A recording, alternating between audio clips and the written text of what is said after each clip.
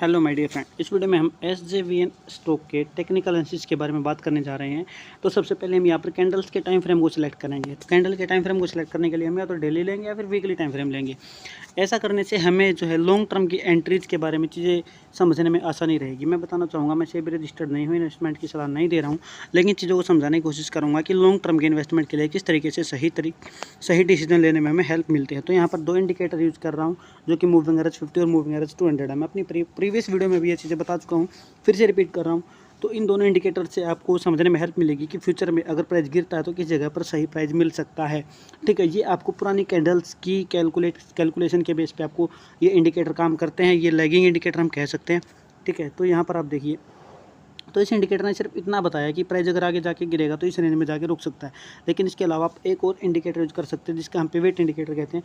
ठीक है, pivot indicator, तो इसको मैं यहाँ पर सिलेक्ट करता हूँ और इसकी सेटिंग्स में जाके इसका जो ये टाइप है इसको चेंज करता हूँ। इसमें ट्रेडिशनल सेलेक्ट करूँगा। ठीक है, ट्रेडिशनल सेलेक्ट करने पर कुछ प्राइस की रेंज में हमें वेरिएशन देखने को मिलेगा, लेकिन लॉन्ग टर्म में ये काफ़ी हेल्प करता है। ठीक है, तो दूसरी चीज़ यहाँ पर देखिए, तो ये जो टाइम फ्रेम है लगभग जनवरी के टाइम पे ही इसने बताया कि प्राइस लगभग जाके 72 तक जा सकता है, और मूविंग एवरेज ने बताया कि प्राइस लगभग 79 तक जा सकता है। तो यही चीज़ें जो है ये रेंज हमारे लिए काफ़ी कारगर सिद्ध हुई और यहाँ से प्राइस ऊपर जाता हमें दिखा। ठीक है, एग्जैक्ट मूविंग एवरेज 200 तक नहीं गया, लेकिन काफ़ी चीज़ें समझने में हेल्प मिली। अगर आप सिर्फ फंडामेंटल एनालिसिस के बेस पे इसमें एंट्री करते हो और लॉन्ग टर्म की सोच कर आप एकदम हाइपर बाई कर लेते हैं, तो पहली एवरेजिंग की जगह पर दूसरी एवरेजिंग की जगह पर, ठीक है, तो ये दो डिसीजंस अगर रहते तो यहाँ पर एट द प्रेजेंट यहाँ पर आप प्रॉफिटेबल इन्वेस्टर होते। ठीक है, तो ऐसा होता। ठीक है, अगर इन फ्यूचर की बात करते हैं, लेकिन यहाँ पर देखिए जनवरी में स्टॉक ने बताया कि इस तरीके से अगर प्राइस ऊपर जाएगा तो टारगेट 121 का मिलने की संभावना हमारी बन रही है। और यहाँ पर ट्रेंड भी, अप ट्रेंड हमें स्टॉक में मिलता दिख रहा है, क्योंकि यहाँ पर आप देखोगे तो ये प्राइस किस तरीके से मूव कर रहा है। एक हाई बनाया, उसके बाद उसने एक और हाई बनाया,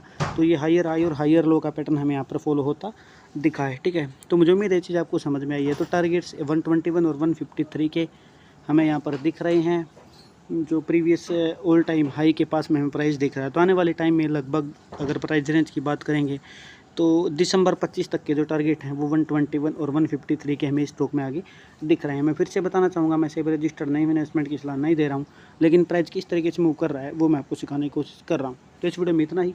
अगर आप चैनल पर नए तो चैनल को जरूर सब्सक्राइब करें और वीडियो को लाइक किए बिना बिल्कुल भी ना जाएँ। Thank you very much.